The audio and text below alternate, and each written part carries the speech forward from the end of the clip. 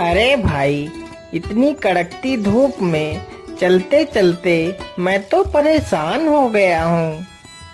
अरे हाँ भाई, धूप तो बहुत जोर की है और इस रेगिस्तान में तो कहीं पानी भी नहीं है। मुझे तो बहुत जोर की प्यास लगी है। अरे भाई, चलते रहो।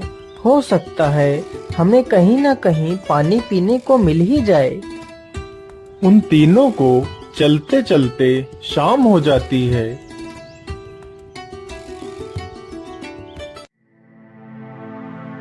अरे भाइयों, अब तो रात हो गई है। हमें यहीं पर रुक जाना चाहिए। तुम ठीक कहते हो मित्र, हमें यहीं पर रुक जाना चाहिए। तीनों मित्र वहीं पर रुक जाते हैं। जैसे ही आधी रात गुजरती है,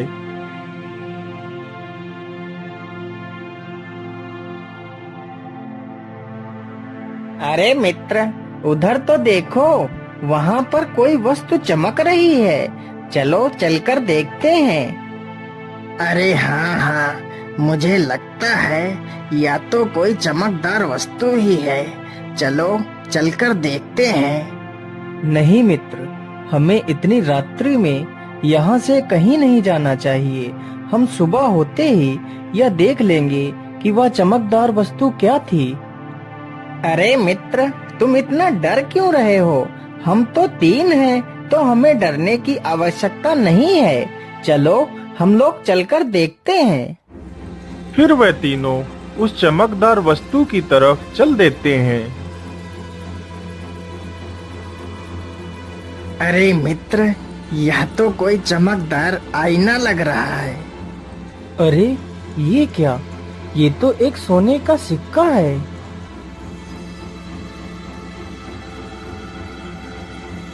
अरे हाँ मित्र, यह तो एक सोने का सिक्का ही है। तो इसका मतलब इस गुफा में सोना अवश्य होगा।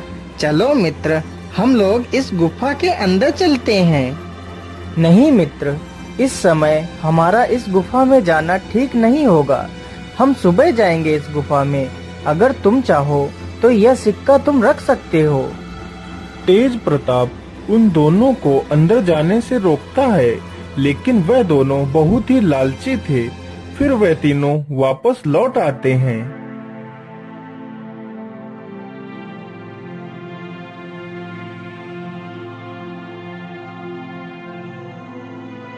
अरे मनिक भाई, मुझे लगता है अब तेज प्रताप सो गया है। चलो हम लोग चलते हैं और गुफा में देखते हैं सोना कहाँ पर छिपा है। फिर वह दोनों चुपचाप उठकर गुफा की ओर निकल पड़ते हैं। अरे मित्र, यह गुफा तो कितनी डरावनी है। हाँ हाँ मित्र, गुफा तो बहुत डरावनी है। लेकिन सोचो, यदि हमें खजाना मिल गया तो हमारा जीवन बदल जाएगा। अरे मित्र, इस दरवाजे के पीछे क्या है? चलो चलकर देखते हैं। जैसे ही वह दोनों उस दरवाजे को स्पर्श करते हैं, तभी वह दरवाजा खुल जाता है और वह दोनों किसी विचित्र दुनिया में पहुंच जाते हैं।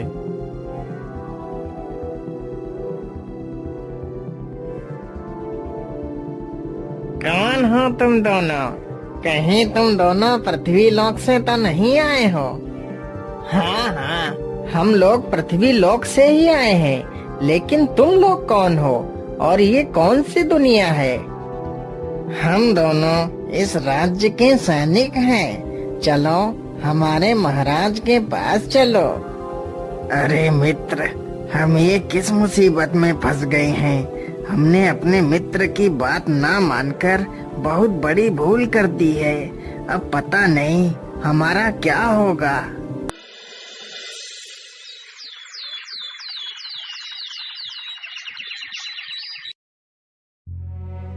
अरे ये दोनों कहाँ गए? कहीं वह दोनों गुफा में तो नहीं चले गए? चलो चलकर देखता हूँ।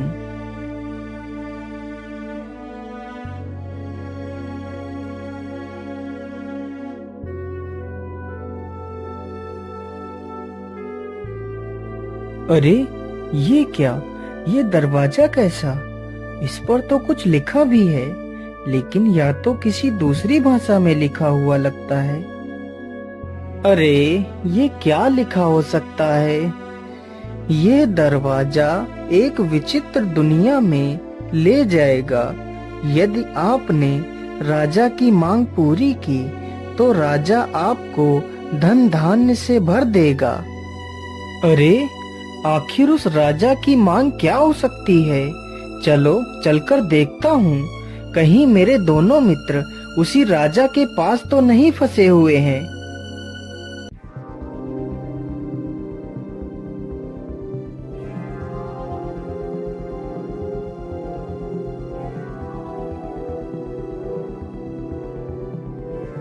अरे, आप लोग कौन हैं? पहले तुम बताओ, तुम कौन हो? तुम पृथ्वी लोक से आए हो ना? हाँ, मैं पृथ्वी लोक से ही आया हूँ, लेकिन आप लोग कौन हो? हम दोनों इस राज्य के सैनिक हैं। चलो हमारे महाराज के पास चलो।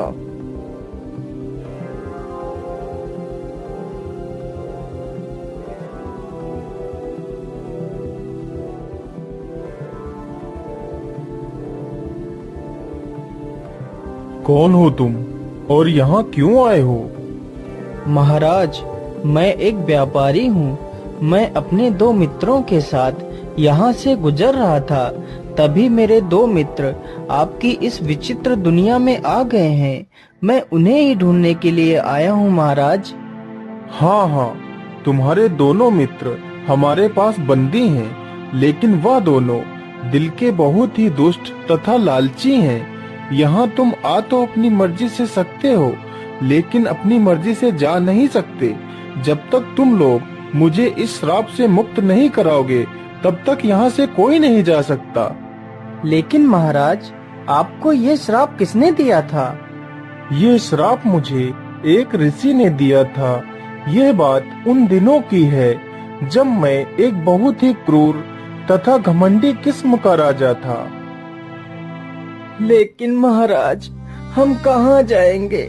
इस राज्य को छोड़कर हम कहाँ जा सकते हैं महाराज?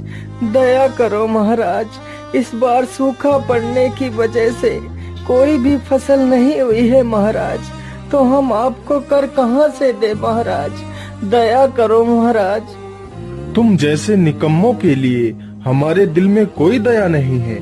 यदि तुम्हें इस राज्य में रहना है तो कर पूरा देना पड़ेगा, चाहे फसल हो या ना हो। मुझे कर चाहिए।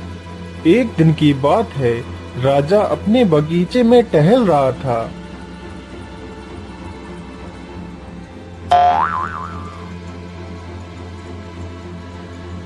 अरे, यह फल हमें किसने मारा है?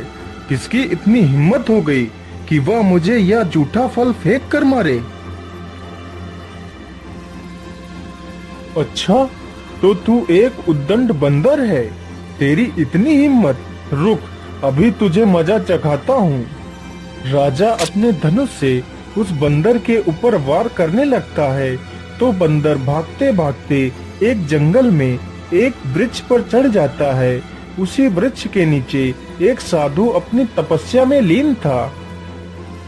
तभी राजा ने उस बंदर के ऊपर तीर से वार कर दिया, तो बंदर घायल होकर जमीन पर गिरता है।